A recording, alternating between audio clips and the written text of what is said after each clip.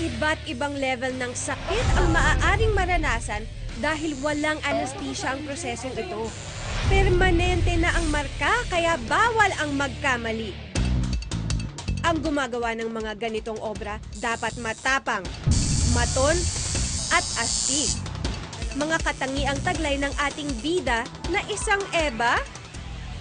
Yeah, I really like it. Yeah, it's really good. Yeah, I really like it. Really pleased. Malinis siya gumawa, detalyado, tsaka safe talaga yung balat mo. Hindi ka mabubugbog sa mga ginagawa niya. Meet Charmaine Estores, ang lady tattoo artist na tigasin from the outside pero sweet and loving naman inside. Bukod siya yung bunso, siya yung anak kong pinakamalambing sa kanila. Tsaka matapang din. Kasi nga, syempre lahat sila minulat ko ng katapangan. I mean, hindi naman kasi kami mayaman. Yung struggle sa buhay para makayanan. Kaya naman nang minsang maglambing si Ate Charmaine sa ina, todo ang suporta ni Mommy Carol. Nung sabi nga niya, tatuan kita, Mi. Ayan o, tinatuan niya ako. Ito actually, siya nagbigay ng meaning nito. Nung una, para lang siyang vine na row of vine, butterfly, na nakapatong lang siya. Nilagyan niya ng rose kasi sabi niya, Ma, ikaw yung rose na yan, si Daddy yan. And those two buds are si Kuya daw niya and siya. Kayang-kaya raw diskartehan ni Ate Charmaine kahit gaano kakomplikado ang tattoo. Kaya Das, sorpresahin mo na ang masipag at super talented nating day off winner para makilala na natin siya ng lubusan. Tara, samahan niyo ako. Hello po, Ate Charmaine. Ako po si Dasuri Choi. Ikaw ang aming day off winner! Yay! Alam niyo yung day off?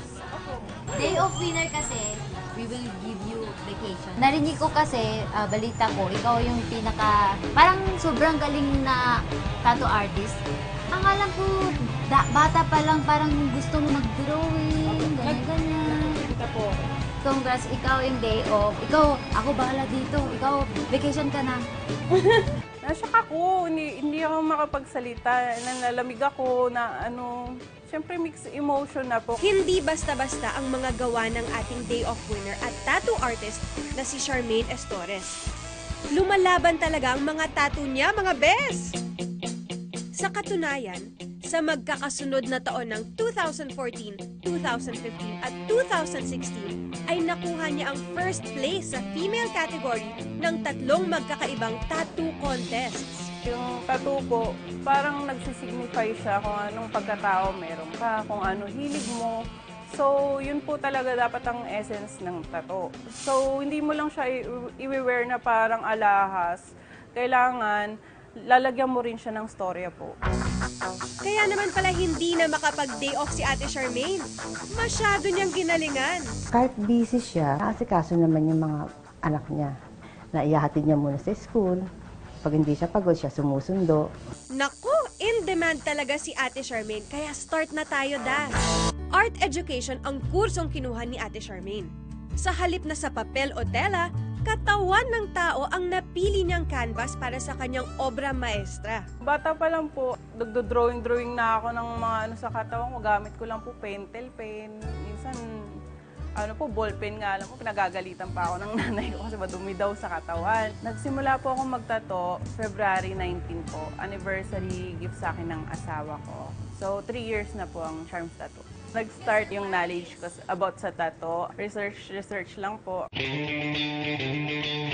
Hindi naman pwede sabihin 100% kasi siyempre nagkaroon din ako ng pangarap para sa kanya. Pero parang yun ang gusto niya, yung maging tattoo artist. Kaya, suportado ko siya pagdating doon.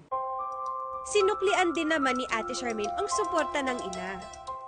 Naging breadwinner din ako sa amin kasi sa side po ng mother ko, may 4 po siyang anak pa sa una. Sa ngayon po, medyo tampo kasi nandun pa rin siya sa side ng mga ate ko. Sana kami yung kumbaga, yung attention niya sa amin na lang or kahit pansarili niya na lang, sa sarili niya na lang po kasi maedad na rin po siya. Actually, lagi naman nagte-text yan eh. Laging merong I love you. May communication naman kami. Hindi nga lang lagi dahil busy rin kasi ako at busy rin siya. Maraming tinatatuan yan. Ang tattoo na 3 inches and below ang laki ay inaabot ng 1 oras bago mabuo. Ang mga 3D tattoo naman na gaya nito ay mas matagal gawin. Inaabot ito ng 3 oras o higit pa. Sa haba ng oras na ginugugol ni Ate Charmaine sa pagtatattoo, nasakripisyo na rin ang kanyang kalusugan. Nakitaan ako ng pulmonary nodule sa upper right lungs ko. Sabi sa akin nung doktor, nakuha ko po siya sa second-hand smoke. Ang mga kliyente po, kadalasan, nire-request nila, okay lang ba mag-yosi? Kasi yun po yung pampatanggal nila ng stress eh. Bukod sa inactive lung tumor, naoperahan na rin si Ate Charmaine kamakailan lang sa kanyang gallbladder. Nagkaroon siya ng organ failure dahil sa stress at fatigue.